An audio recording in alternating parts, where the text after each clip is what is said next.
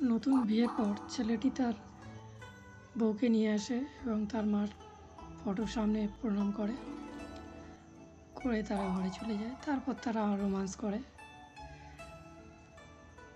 তারা যখনই সময় পায় তখনই তারা রোমান্স করে।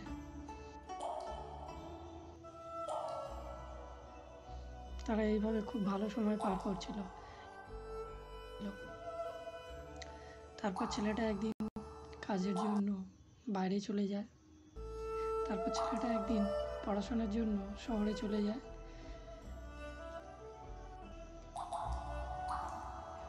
তার বউ শ্বশুরের জন্য জল আনে এবং সে জলটা দিতে গিয়ে গর্তের কিছু অংশ ভেঙে তার শ্বশুরের উপর পড়ে।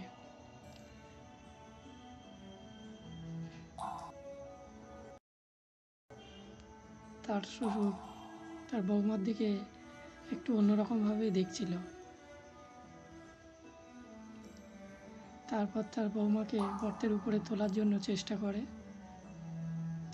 এবং সেইভাবে দুবার তিনবার চেষ্টা করে, কিন্তু কিছুতেই সে উপরে তুলতে পারছিল না।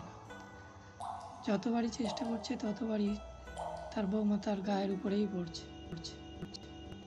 তারপর তার শ্বশুর উপরে উঠে যায়, গর্তের উপরে উঠে যায়,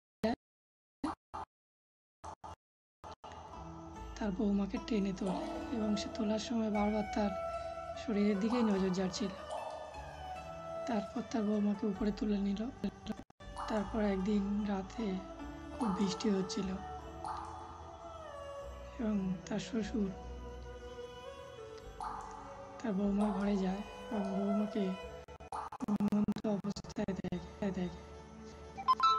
তাকে দেখতে তার খুবই আকর্ষণ লাগছিল। তার বৌমাকে দেখতে খুবই আকর্ষণীয়, তার উপরে তার খুবই আকর্ষণ হচ্ছিল। সে কোনো রকমভাবে নিজেকে কন্ট্রোল করে বাইরে চলে আসে এবং বাইরে এসে এদিক ওদিক ঘুরতে থাকে। তারপর বারবার সেই দিনের কথাই মনে পড়ে যখন তার বৌমা তার গায়ের উপরে এসে পড়ছিল। তখন সে কোনো রকমে নিজেকে সামলানোর জন্য ওই কথাগুলোই ভাবতে থাকে এবং খুবই উত্তেজনা বোধ করে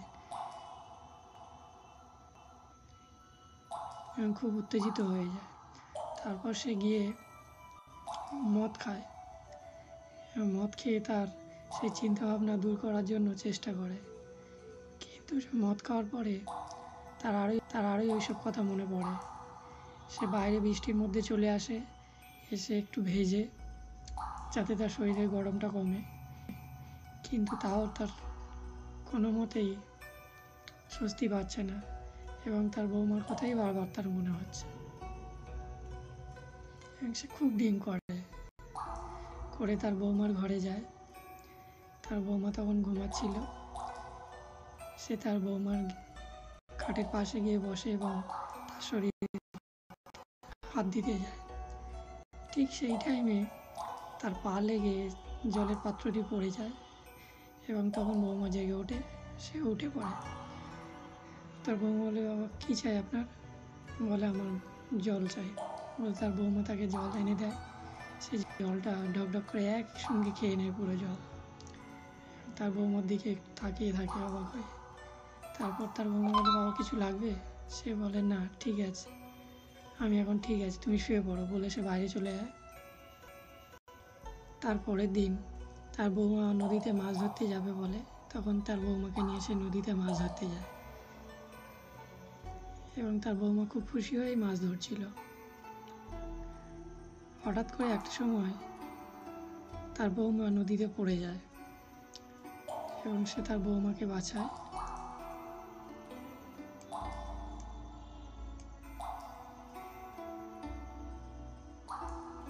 শ্বশুর তার বৌমাকে বাঁচিয়ে তোলে এবং তার বৌমার প্রতি তার একটা আগে থেকেই আকর্ষণ ছিল, সেই জন্য সে তাকে কিস করতে যায়। কিন্তু তখনই তার বৌমা জেগে ওঠে।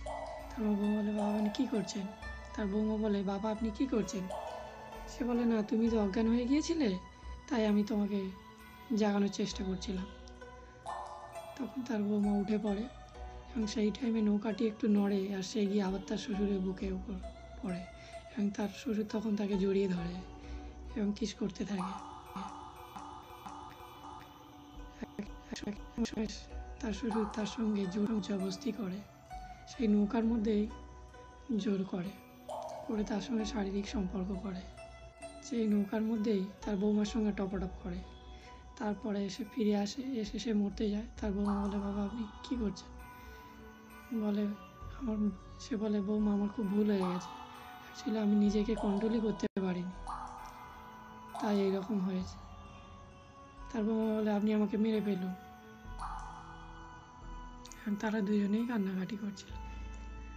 তার কিছুদিন পরে তার শ্বশুর খুব ড্রিঙ্ক করে। তার কয়েকদিন পরে তার শ্বশুর বাইরে বসেছিল এবং তার বৌমার সঙ্গে তার সেই সব কথাগুলোই মনে পড়ছিল। তখন সে আবার উত্তেজিত হয়ে ওঠে। কী করবে কিছু বুঝতে না পেরে সে তার গাড়িটি নিয়ে একটি পতিতালয়ে যায়। সময় কাটানোর সে পতিতালয়ে চলে যায় এবং সেখান থেকে তার বন্ধু তাকে আবার ফিরিয়ে আনে। বলে, বৌমা তোমার শ্বশুরকে একটু দেখে রেখো, খুব মদ খেয়েছে। তখন তার শ্বশুর আবার বলে, আমি ওটা ইচ্ছে করে করিনি। তার বৌমার কাছে আবার ক্ষমা চায়, বলে আমি কন্ট্রোল করতে পারিনি, তাই ওরকম হয়ে গেছে, এবং সে খুব আফসোস করে। তারপর তার বৌমা তাকে শুইয়ে দেয়, দিয়ে বাইরে চলে যায় এবং চিন্তা ভাবনা করে যে কী করবে সে এখন। কারণ তার শ্বশুর কন্টিনিউ মদ খেয়ে আসছে, তারপরে কান্নাকাটিও করছে। তখন সে চিন্তা করে, যা নৌকার মধ্যে যখন একবার হয়েই গেছে, তখন যাই শ্বশুরকে আমি শান্ত করি। তারপর সে শ্বশুরের কাছে আসে এবং তার শ্বশুরকে ডাকে, বলে, বাবা আপনি ঘুমাচ্ছেন নাকি, উঠুন। তারপর তার শ্বশুরের সঙ্গে আবার শারীরিক সম্পর্ক করে এবং তার শ্বশুরের সঙ্গে তারও একটা সম্পর্ক তৈরি হয়, ভালোবাসার সম্পর্ক তৈরি হয়। তার শ্বশুরের সঙ্গে সেও খুব রোমান্টিকভাবে সময় কাটাচ্ছিল। তার শ্বশুর তার জন্য গিফট কিনে আনে এবং সে সেটা পরে শ্বশুরকে দেখায়। শ্বশুরও খুবই আনন্দ পায় এবং এইভাবেই তারা খুব ভালো সময় কাটাচ্ছিল। তারপর একদিন তার ছেলে চলে আসে, এসে দেখে ঘরে তালা বন্ধ। সে তখন চিন্তা করে তার বউ আর বাবা কোথায় গেছে, ঘরে তালা দেয়া। তারপর তার বউ আর বাবা বাইকে করে আসে। তার বউ, মডার্ন কোথায় গিয়েছিলি তুমি? সে বলে, একটু বাবার সঙ্গে বেরিয়েছিলাম। সে থেকে গ্রামের মেয়েটা সে তখন ঘরের ভিতরে যায় এবং তারা ঘরের ভিতরে চলে যায়। তারপর সে গিয়ে তার বউকে জড়িয়ে ধরে এবং তার বউ তাকে দূরে সরিয়ে দেয়। সে বুঝতে পারে না সে কী করবে। সে চিন্তা করে, আগে তো তারা দুজন একে অপরকে খুবই ভালোবাসত এবং খুবই ভালো সময় কাটিয়েছে, কিন্তু এখন সে ওরকম করছে কেন? সে তার বউকে জড়িয়ে ধরেছিল এবং তার বউ তাকে ছাড়িয়ে দেয়। তারপর তার বাবার দিকে এসে তাকায়, তার বাবা কেমন একটা দৃষ্টিতে তার দিকে তাকিয়ে আছে। তারপর তার বউ তার জন্য রান্না করে এবং তারা একসঙ্গে খাওয়া দাওয়া করে। খাওয়ার সময় সে তার শ্বশুরকে খুবই যত্ন করছিল এবং বেশি খাবার দিচ্ছিল, সেটা ছেলেটা লক্ষ্য করে। তার কয়েকদিন পরে ছেলেটা তার বউকে নিয়ে যেতে চায় তার সঙ্গে, কিন্তু তার বউ যেতে চায় না এবং সে তার কারণ জিজ্ঞেস করতে চাইলে তখন তার বাবা আর ছেলের মধ্যে একটু ঝামেলা হয়। তার বাবা তাকে বুঝিয়ে কোনো রকমে সেখান থেকে পাঠিয়ে দেয় এবং আবারও তারা রোম্যান্স করে। এরকম করে বেশ কিছুদিন চলে যায়। ছেলেটি তার বউকে একটি চিঠি লেগে এবং তার সঙ্গে একটা বইও পাঠায়। সে লিখেছিল তারা দুজন একে অপরকে কত ভালোবাসে এবং তাকে ছাড়া সে কোনো কিছুই ভাবতে পারে না। সে তার বউয়ের সঙ্গে সময় কাটিয়েছিল, যেই ভালো সময় কাটিয়েছিল সেইগুলোই সে গল্পের মধ্যে লিখেছিল এবং তারা দুজন একে অপরকে কত ভালোবাসত সেই সবই লেখা ছিল। মেয়েটি বইটি পড়ে এবং তার খুবই খারাপ লাগে। সে চিন্তা করে যে সে তার স্বামীর সঙ্গে যেটা করেছে সেটা তার করা উচিত হয়নি। সে তখন খুবই দুঃখ করে, খুব কান্না করে এবং এক সময় থাকতে না পারে গিয়ে আত্মহত্যা করে। তার মৃত্যুর খবর শুনে ছেলেটি বাড়ি আসে এবং সে খুব কান্না করে। তারপর তার সমস্ত কাজকর্ম সেরে ছেলেটি সেখান থেকে চলে যাওয়ার জন্য রেডি হয়। আম গাছটি হয় খুব নড়ছিল, সে আম গাছটির কাছে যায়, গিয়ে দেখে সেখানে একটি লেখা আছে ক্যামেরা, এবং সে ক্যামেরাটা ওপেন করে এবং তার বউ তার সঙ্গে ঘটে যাওয়া সমস্ত কথাই তাতে বলছিল এবং বলছিল প্রথমেই তার শ্বশুর তাকে ধর্ষণ করেছিল, মাছ ধরতে গিয়ে নৌকার মধ্যে তাকে ধর্ষণ করেছিল। তারপর তার শ্বশুর ডেলি মদ খেয়ে বাড়িতে আসতো এবং সে কিছু বুঝতে না পেরে তার সঙ্গে শারীরিক সম্পর্ক করেছিল।